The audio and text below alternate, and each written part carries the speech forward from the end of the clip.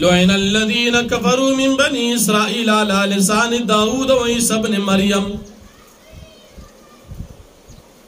داود علیہ السلام د بحر ایلیا په غاړه باندې اوسېدو. د قوم بني اسرائیل د امتیانو دوی ته ویل چې د عبادت دپاره خاص ورځ مقرر کړي. دوی وی د خالی په ورځ به موږ عبادت کوو. خالی په ورځ به د ښکار کول الله پاک د دوی نه بیزوګان جوړ کړل. 3 ورځې بعد دی هلاک شو. مخکې واقعه سنه 17 شوه.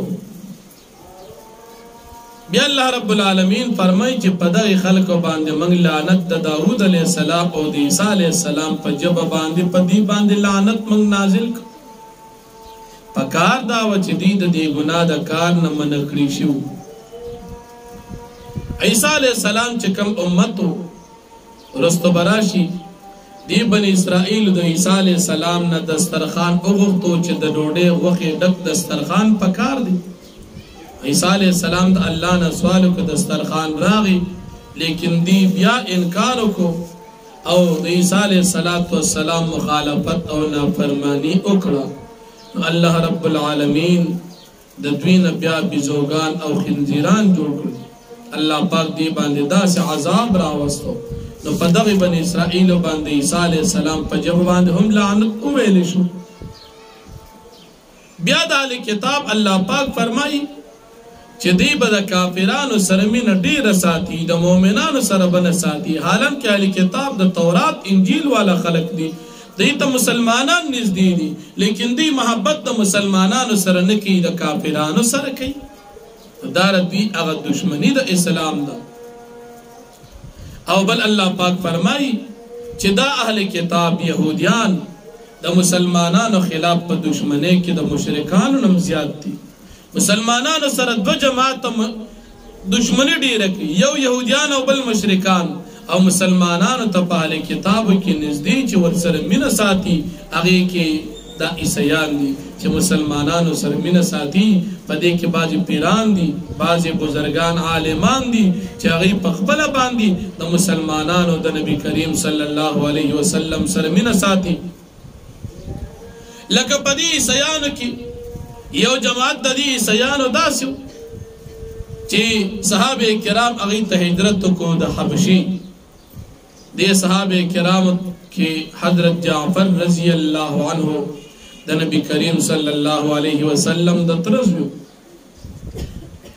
د مشرکانو په شکایت باندې دی د نجاشي بادشاہ مخ ته حاضر کړی شو. نجاشي بادشاہ دوی نه تپوسونه وکړ. اخر ورته نجاشي بادشاہ وویل چې تاسو لږ ماته تلاوت وکړئ. حضرت جعفر رضی الله عنه، جعفر ابن ابي طالب رضی الله عنه چې دی د خپل 40 ملګرو امیر و، د سورې مریم تلاوت شروع کړ. نجاشي بادشاہ له ایمان تر دې وخت نه دی راوړی. عیسائی دی د عیسی علیه السلام په دین باندې دی، خو چې د سورې مریم تلاوت شروع کړ نجاشي بادشاہ په سترګو کې اوښکې راغلې او بیا ووی قسم په الله پاک باندې چې دا کتاب رښتونی دی. دا کم تلاوت چې د کم کتاب تا وکړو قرآن نو دا رښتونی کتاب دی. او بیا وفرمایل د نجاشي بادشاہ چې په دغه پیغمبر باندې زما ایمان دی. او بیا د حضرت جعفر رضی الله عنه په لاس باندې ایمان راوړو. او د دین بعد د بیا وی چې عیسی علیه السلام څنګه په دې قرآن کې ذکر شوی دی د دین یو ذره بر نه کم دی او نه زیات دی. ځکه په قرآن کې ویل شوی دی چې عیسی علیه السلام د الله بنده دی. د یهودیان چې کوم غلط نسبت کی دغم نه دی، عیسایان چې کوم غلط نسبت کی دام نه دی، بلکې قرآن کې چې څه ویل شوی دی د دې عیسی علیہ السلام په باره کې نو عیسی علیہ السلام هم دغه دی د دین نه کم دی او نه زیات دی. د هغې نه بعد تفاسیر لیکي چې نجاشي بادشاہ یو قافله تیاره کړه یو وفد تیار کو او داغه وفد امیر یې خپل زوی مقرر کو چې نبی کریم صلی الله علیه وسلم تراشی او د نجاشی بادشاہ پیغام وروړي وفد پلار را روان دي پلار کې سمندر راغی سمندر کې چې را پورې وتل کشته پیډو بشوا اټول وفد تا اوبو کې ډوب شو نجاشی بادشاہ ایمان راوړو د دې وجنا کله چې نجاشی بادشاہ وفات شو نبی کریم صلی الله علیه وسلم په جنازه کړو نو په دې اهل کتاب کې باج خلق داسې نه کان مشتا نو الله جل شانو فرمایي لعن الذين كفروا من بني اسرائيل لعنت کړي شو په کسان چې کافرانو د بني اسرائيل علی لسان داوود او عیسی ابن مریم پجبا د داوود علیہ السلام د عیسی علیہ السلام ذالک بما عصوا وكانوا يعتدون دا په سبب د دې چې دینه فرمانو تجاوز کوونکو د حدنا کانوا ودوی لا يتناهون عن منکر فعلوا دین من کېدل د ګنا نه دی بکول دا کار لبه سما کانوا يفعلون قام خاډر بد کار نه چې دوی کوي ترا كثيرا منهم تبوين ډیر جاد د يهوديانو نه يتولون الذين كفروا چې من ساتي د کافرانو سره لبه سما قدمت لهم انفسهم سخط الله عليهم خامخا ډیر بد کار نه چې کړي د دوی زرونو دا چې الله پاک ناراض دي په دې باندې په العذاب خالدون او په عذاب کې به همیشه د پاره ولو كانوا يؤمنون بالله والنبي کچر ایمان اور په الله پیغمبر علیہ السلام باندې او ما انزل الیه او په کتاب چې نازلېږي نبی علیہ السلام ته نه قران متقدون دیوانون ولدا کافران اولیاء په دوستانه باندې ولکن کثیر من فاسقون لیکن اکثر د دوی نه فاسقان او نافرمان دي لتجدن اشد الناس عداوه للذين امنوا اليهود والذين اشركوا خامخابت مومي سخترین د خلکو نه په دشمنی کې د مؤمنانو سره يهوديان او کسان چې مشرکان دي ولتجدن اقربهم خامخابت مومن نزدیدی مؤمنانو ته مودتن په محبت کې للذین امنوا مؤمنانو سره الذين قالوا اننا نصارى خرج يغيم عيسایان ذلك بان من ذلك چې بشک باز د دوینا قسیسین عالمان دي ورهبان او پیران دي وانهم لا يستكبرون یقینا دوی تکبر نه کوي واذا سمعوا ما انزل الى الرسول هر کله چې دوی ووریا کتاب چې نازل شي د پیغمبر علیہ السلام لکه قران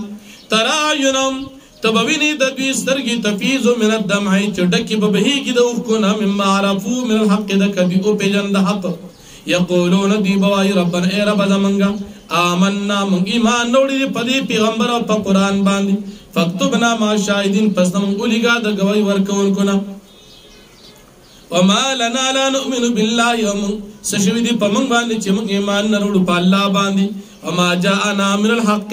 او په قران او پیغمبر باندې چې راغلي موږ ته پاک باندې ونطمع ان يدخلنا ربنا مع القوم الصالحين او موږ ته مو ساتو دا چې موږ داخل کې رب زموږ د نیکانو جماعت کې فاثابهم الله بما قالوا پس ور بک الله پاک دیتا په سبب د دې چې دی وای جنات جنتون باور کی تجری من تحت الانهار چې بهږي بلاند داغید اون نهرنا خالدین فیها دیوا مشی پدی کذالک جزاء المحسنین او دا بدد نیکانو دا والذین کفروا کسان چې کافران دي وکذبوا بیااتنا دي تکذیب کړي زموږ د آیاتونو لکه اصحاب الجنه دا کسان خاوندان د جهنم دي یا ایها الذین آمنوا لا تحرموا طیبات ما حل الله لكم په مخکې رکو کې ایمان راوړلو بدلا جنت بیان شو اوس په دې رکو کې الله پاک مؤمنانو ته د جنت د حاصلولو لپاره نیک اعمال او احکامات ذکر کړي شان نزول د دې آیاتونو داسې دي یو پیر نبی کریم صلی الله علیه وسلم د حضرت عثمان ابن مظعون رضی الله عنه پکور کی صحابو ته تقریر وکړو صحابه کرام د دې تقریر نه ډیر زیات متاثر شو ډیر زیات اثر په کو صحابه کرام په جړه باندې شروع ډیر زیات په جړه پدې صحابه کرام کې لس صحابه کرام حضرت ابو بکر علی ابن مسعود ابن عمر ابو ذر سالم مقداد سلمان فارسی معقل ابن مقرن رضی اللہ عنہ اجمعین دے ټولو خپل منځ کې مشوره وکړه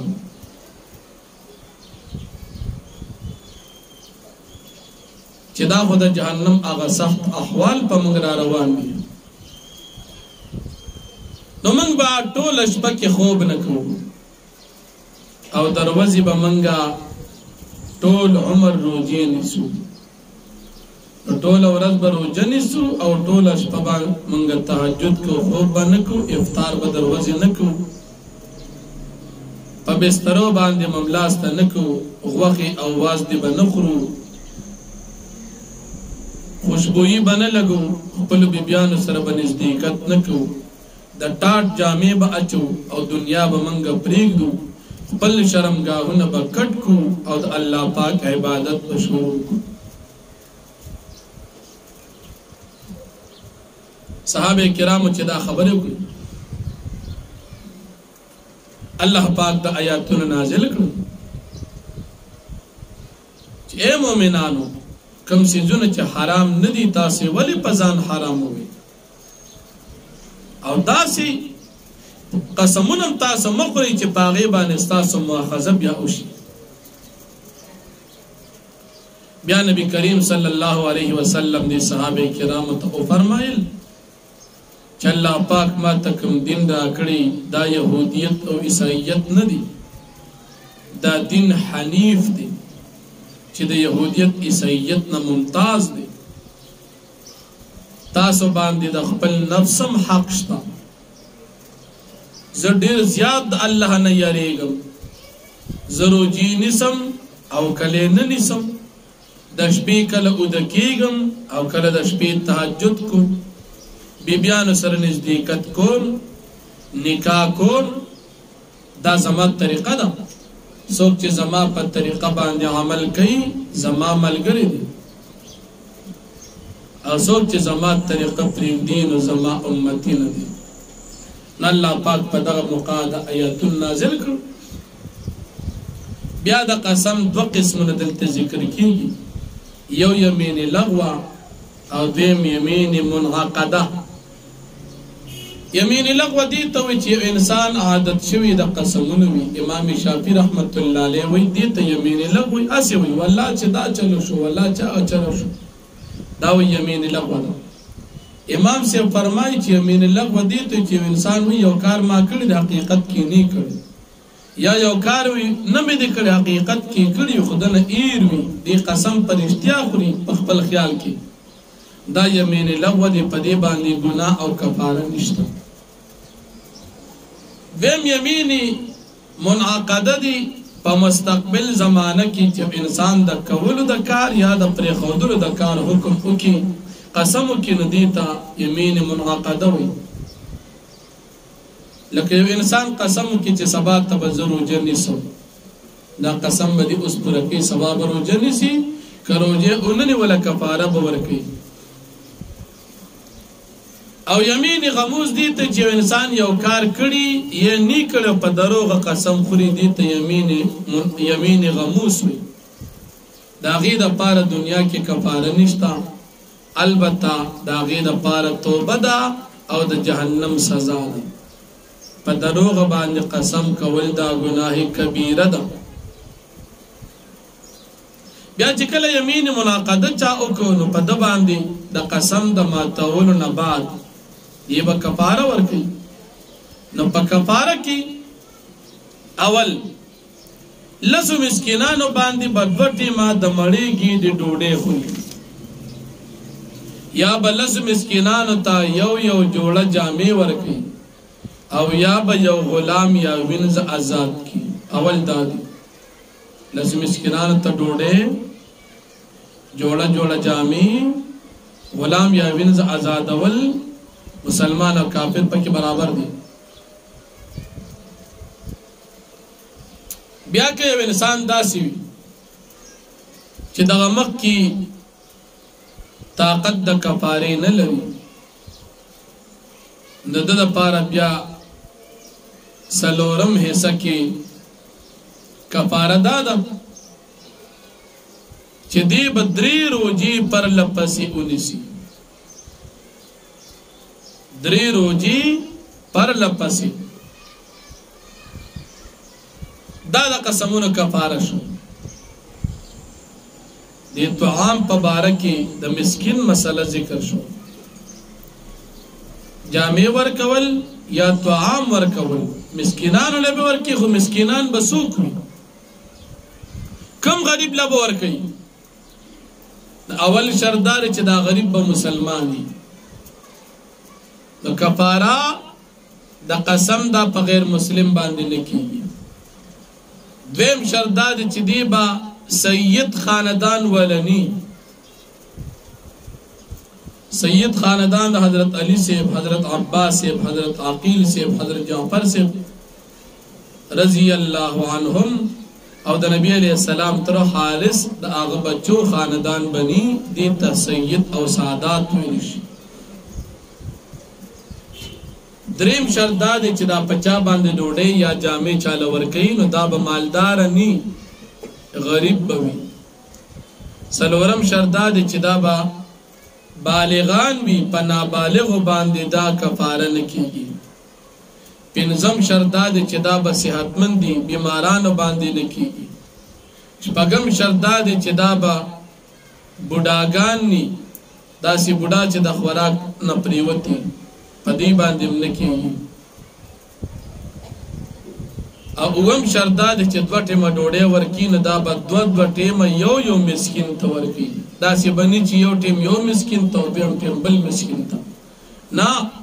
لس مسکینان ته به ډوډۍ ورکي، خو لس واړو ته به دوه ټیمه ورکي. داسې به نه چې مسکین پکې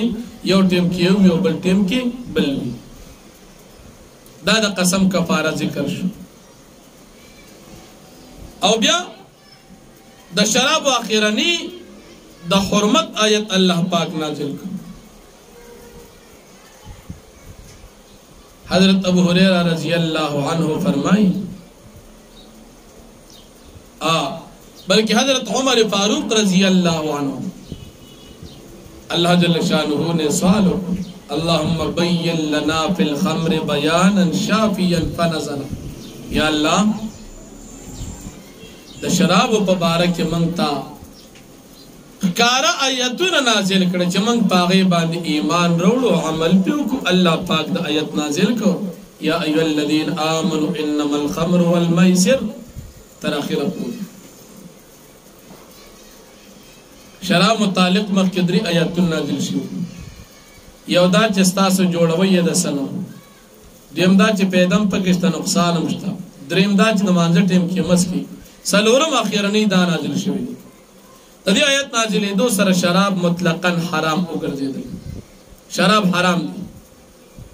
نبی کریم صلی الله علیه وسلم فرمایي شراب څکل داسې حرام دی لکه د بت عبادت کول. شارب الخمر کعابد الوطن، شرابی انسان داسې دی لکه د بت عبادت کوونکی. بل روایت کې راځي شارب الخمر کعابد اللات والعزى، شراب اسکون کی داسې دی لکه د لات او د عزا عبادت کوونکی. الله پاک شراب حرام وګرځول، جواری حرام وګرځول، د بوتان عبادت حرام وګرځول. او د جاهلیت د زمانی یو رواجو پال بس خلق معلومو د بوت سره منجور ناسو، د منجور سره بدری غشي. او د جاهلیت په زمانه کې منجور به د بوت سره ناسو. چا بہتی ز سفر کوم مثال دی پلانې علاقې ته سفر کوم، د منجور سره بدری غشي. یو باندې به لیکلو امرنی ربی، په دویم باندې به لیکلو نهانی ربی، او دریم به خالیو. لکه مثال د منجور با غشرو وستاغي باندې به لیکلو امرنی ربی،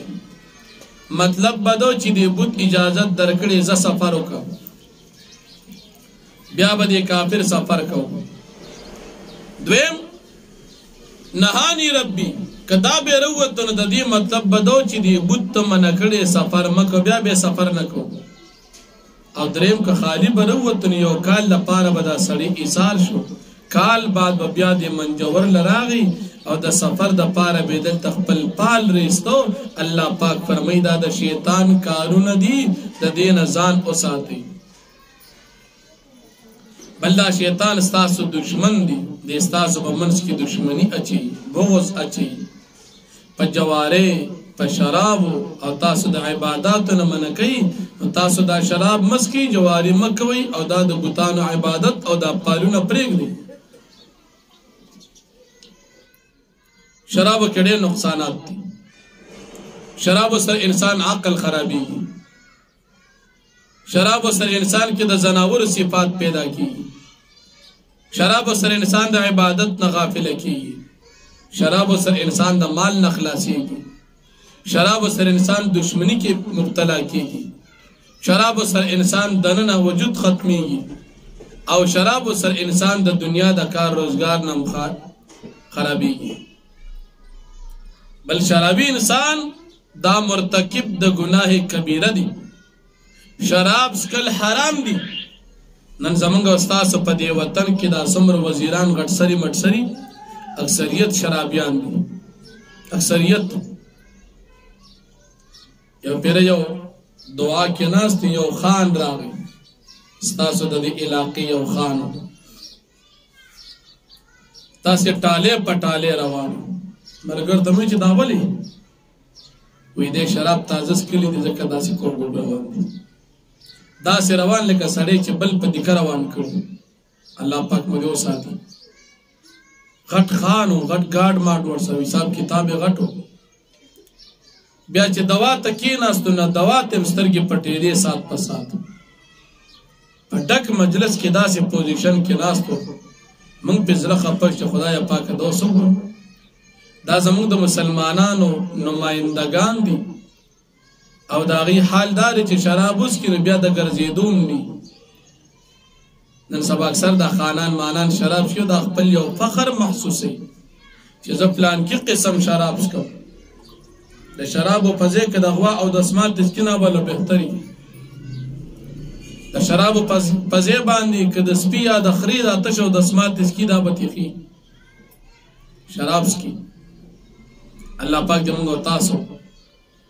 زمونږ استاد دا وطن د دې مردارې نه پاک یا الله پاک د کامیابی بنیاد ذکر کړي چې دا الله او د پیغمبر علی السلام تابعداري او نیک اعمال کول دا د مسلمانانو د کامیابی مدار دی نو الله پاک فرمایي یا ایها الذین آمنوا ای مؤمنانو لا تحرموا طیبات ما حل الله لكم محرم یغه پاک سيزونه چې الله پاک په تاسو باندې حلال کړی دي ولا تعتدوا ذاتی مکوي ما حل الله لكم اغه چې الله پاک حلال کړی تاسو د پاره ولا تعتدوا تاسو ذاتی مکوي ان الله لا يحب المعتدين بشک الله پاک منن ساتي ذاتی کوونکو سره وكلوا مما رزقكم الله حلالا طيبا تاسو خري هغه چې الله پاک درکړي تاسو حلال او پاک واتقوا الله الذي تاسو یریږي د الله پاک هغه ذاتنا انتم به مؤمنون چې تاسو هغه باندې ایمان ساتئ لا يؤاخذكم الله باللغو في ايمانكم ننشي الله پاک تاسو پاک قسمونه چې په لغو باندې وي ولكن يؤاخذكم بما عقدتم الايمان لیکن الله پاک نشي تاسو په مضبوطو قسمونو باندې یمین منعقد باندې فکفاره اطعام 10 مساکین پس کفاره د دې یمین منعقدات عام ورکول مسکینانو ته من اوسط ما تطعمون د درمیانه خوراک چې تاسو ورکوي اهلیکم خپل اهل ته او کسوتم یا جوړه جامې ورکي او تحریر رقبه یا آزادول د غلام یا وینځي مسلمان غیر مسلمان فمن لم يجد پسوک چې نمومي دغه طعام ورکول جامې ورکول غلام وینځه آزادول فصيام 3 ایام پس لازم دی په د باندې 3 روزي پر لپسي ذالک کفاره ایمانکم اذا حلفتم دا کفاره د تاسو د قسمونو کله چې تاسو قسم وکئ واحفظوا ایمانکم تاسو حفاظت کوي د خپل قسمونو کله نیکی په ځای مو قسم کړی بیا مماتوي او که د ګناه په ځای مو قسم کړي نو بیا یې مات کی کفاره ورکوي کذالک همدارنګې یبین الله لکم آیاتی الله پاک بیانې تاسو دپاره خپل آیاتونه لعلکم تشکرون دپاره دې چې تاسو شکر ادا کړئ یا ایها الذین آمنوا مؤمنان انما الخمر والمیسر والانصاب والازلام رجس من عمل الشیطان بیشک شراب و جواری او د بتانو عبادت او پال وستل دا نجس دی د کارون د شیطان ندی فجتنبو پس تاسو ځان د دین او ساتي لعلکم تفلحون د پاره دی چې تاسو کامیاب شي انما یرید الشیطان ان یوقع بینکم العداوه والبغضاء بیشک غواړي شیطان چې واجب په مابین تاسو کې دشمنی او بغض فی الخمر په شراب سره او المسر په جواره سره ويصدكم عن ذکر الله او تاسو بن کی د الله پاک د ذکر نه وان الصلاه او زمانځنه فهل انتم منتهون پس تاسو ولې نه منع کیږئ فهل انتم منتهون پس آیا تاسو به منع شئ واطیعوا الله واطیعوا رسول او تاسو تابعداري د الله پاک وکړئ او د پیغمبر علیه السلام وکړئ واحذروا تاسو ځان بچ کړئ د نافرمانۍ نه فإن تولیتم پس که چېرې تاسو اعراض وکړو فاعلموا تاسو پوه شئ انما على رسولنا البلاغ المبین چې یقینا زموږ په پیغمبر باندې رسول د دین ښکاره دی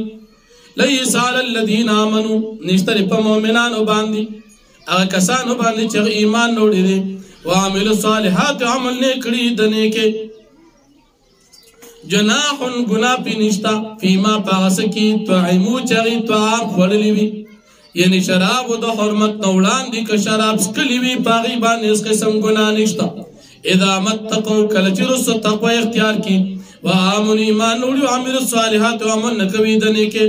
ثم اتقوا بیا تقوا اختیار کړي عمل ایمان وروړي ثم اتقوا بیا تقوا اختیار کړي واحسنوا او نیکي کوي والله يحب المحسنين او الله پاک من ساتي د نیکانو سره یا ایها الذين آمنوا لا يبلونكم الله بشيء په مخکې آیاتونو کې حرمت تعبیدی بیان شو کم کارونه چې همیشه د پاره حرام دي چې هغه شراب جواری وغیره اوس په دې آیاتونو کې حرمت موقته ذکر کیږي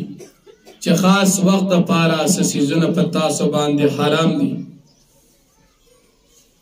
چې هغه د احرام په دوران کې د اوچ ښکار کول د احرام په صورت کې حرام دي نور حرام نه دي صحابه کرام بعد ذوالحلیفه مقامنا چې د مدینه منورې نه تقریبا 6 میله لرې دي د مکې مکرمې نه هغې نه به دې صحابه کرامو احرام تړو نو د ښکار دا زناور دا به دې صحابه کرامو سره نږدې کېناستل نو الله پاک د آیاتون نازل کړل چې تاسو مؤمنانو باندې امتحان کیږي ستاسو خواته به نږدې ښکار زناور تاسو له راځي خو تاسو ګورې ورته څه ونه وایئ او که چا ښکار قتل کو یا د ښکار په قتل کولو کې امداد وکړو یا اشاره وکړه نو بیا به په د احرام والا حاجي یا معتمر باندې عمره کوونکي باندې د دې ښکار بدلا راځي نو د ښکار په بدلې کې امام اعظم ابو حنیفه رحمت الله علیه مذهب دادی چې د ښکار بدله به د قیمت په لحاظ سره ورکولی شي مثل نه مراد دلته مثل معنوي دي مثل معنوي د ښکار قیمت دي کم ښکار چې چا قتل کو د هغې قیمت په 2 کسان ولري چې د څو پیسو دي نو په هغې باندې که د قربانۍ څاروي کېدو قربانۍ څاروي به واخلي او که د قربانۍ څاروي پې کېده نه نو بیا به د هغې په ځای باندې فدیې ورکړي او که نه فدیه نشوه ورکولی نو بیا به د یوې فدیې په ځای باندې یوه روژه ونیسي لکه مثال ښکار د وجلې دي د 1000 روپو د 1000 روپو ساروی دی نشه غشتي نو د هغې په ځای د فدیه ورکړي. مثال 200 روپۍ فدیه ده، 5 مسکینان له دا فدیه ورکړي. او کنه فدیه هم نشو ورکولی نو د 5 مسکینان د دې فدیې په برابرې به دې 5 روجي ونیسي. ځکه چې د حرام په دوران کې ښکار کول په تاسو باندې حرام دی. او که ښکار بل چا او که حلال کس وکړو په تاسو باندې خوري نو خوړل جایز دي، خو چې تاسو په ښکار کې شرکت ورسره کولو کې نه کړی. البته احرام په دوران کې د لمدي ښکار ستاسو لپاره جایز دی، خو د اوچ ښکار ناروا دی. بعضې څیزونه داسې چې هغه تاسو له ضرر درکوي، لکه مثال مار شو، لړم شو، چیچونکي سپي شو، درندگان شو، داسې څیزونه چې هغه په خلکو باندې راوړاندې کېږي، حمله پې کوي، نو د دې مرګ بیا د حرام په دوران کې هم تاسو دپاره جایز دی. داسې څیزونه چې د ښکار وي په کور کې کوم څیز چې ساتلی شي نو د حرام په دوران کې د هغې حلالول دا حرام نه دي. لکه مثال انسان احرام تړلی دی، غوا یې حلاله کړه، چیلې حلاله کړه، دا جایز دي. ښکار به نه کوي هغه څیزونه چې هغه مانوس نه وي، او دا څیزونه خو مانوس دي، خلک یې په کورونو کې ساتي، نو دا ښکار نه دي. بیا الله پاک د کعبې ادب ذکر کوي چې تاسو مسلمانان د کعبې خیال وساتئ، د دې امن او د دې د قربانۍ د دې خیال وساتئ. او بل د نبی کریم صلی الله علیه وسلم ذمہ داری الله پاک ذکر کوي چې په پیغمبر علیه السلام باندې صرف دین رسول دي، نور منل او نه منل دا د امتیانو کار دی. پیغمبر علیه السلام باندې د هغې بوج نشته. او بیا الله پاک فرمایي چې پلید او پاک یعنی حرام مال او حلال مال دا برابر نه دي. اگر که دا حرام ډیرم وي خو د لږ حلال مال په مقابل کې دا بیکار دي. عمر ابن عبدالعزیز رحمه الله دا مشهور بادشاہ د مسلمانانو تیر شوی دی، ډیر نیک سړی و. د دې یو وزیر د چانه ناجایزه ټیکس واغشتو، نو عمر ابن عبدالعزیز رحمه الله ورته دا آیت وی چې حرام مال ته د مسلمانانو په خزانه کې جمع کې نو دا ګورې برابر نه، دا مه جمع کوو. نو الله جل شانه فرمایي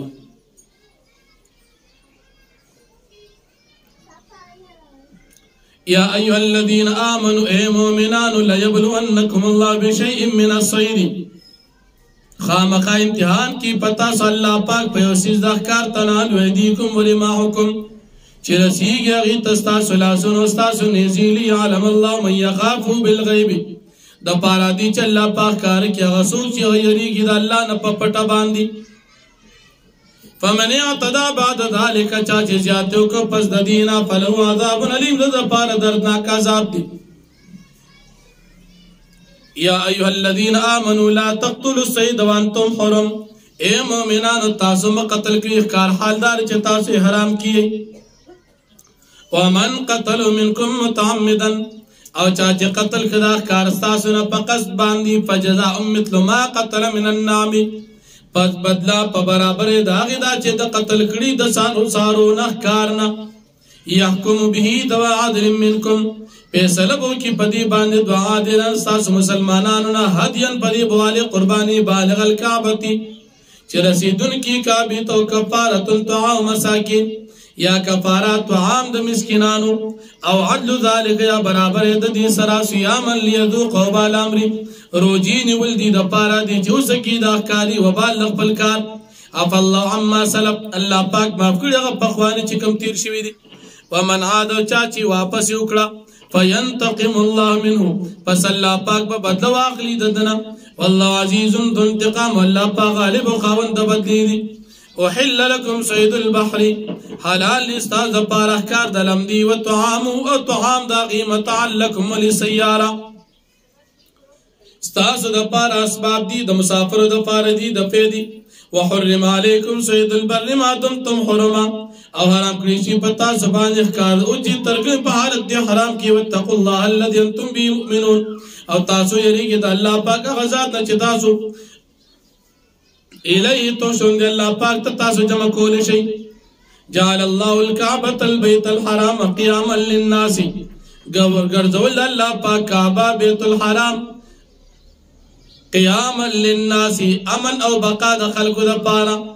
والشهر الحرام میاشت د حرمت مراد ذی الحجه والهدي قرباني والقلائد او غساروی چې د حج یا د قرباني چې مرتب غاړه کې چول شي حرام دا قرباني د پاره ذالک لتعلموا د پاره دي چې تاسو پیژنئ ان الله يعلم ما في السماوات وما في الارض چې بشک الله پاک د پاره تمام سيزونه دي چې پاسمانو کې دا چې پزمکه کې د دې ټول اختیار د یو الله لپاره دي. وان الله بكل شيء عليم او بشک الله پاک پر سيز باندې پیری يعلم ان الله شديد العقاب تاسو پیژنئ بشک الله پاک سات عذاب ورکون کړي. وان الله غفور رحيم او بشک الله پاک بخون کې مهربان دي. ما على الرسول الا البلاغ نشتري په پیغمبر علیہ السلام باندې مگر صرف رسول د دین. والله يعلم ما تبدون وما تكتمون او الله پاک پیږي په سبان چې تاسو ښکار کوي او په سبان چې تاسو پټوي. قلت فرمایا لا يستوي الخبيث والطيبون دي برابر پلیت او پاک حرام مال او حلال مال. ولو اعجبك كثرة الخبيث اگر که تعجب کی واچی تاسو ډیر والد مال دبر حرام فاتقوا الله فاستعصوا يريك د الله پاک نه اولي الباب اے خواندانو دا قل لعلكم تفلحون د پاره دي چې تاسو کامیاب شئ.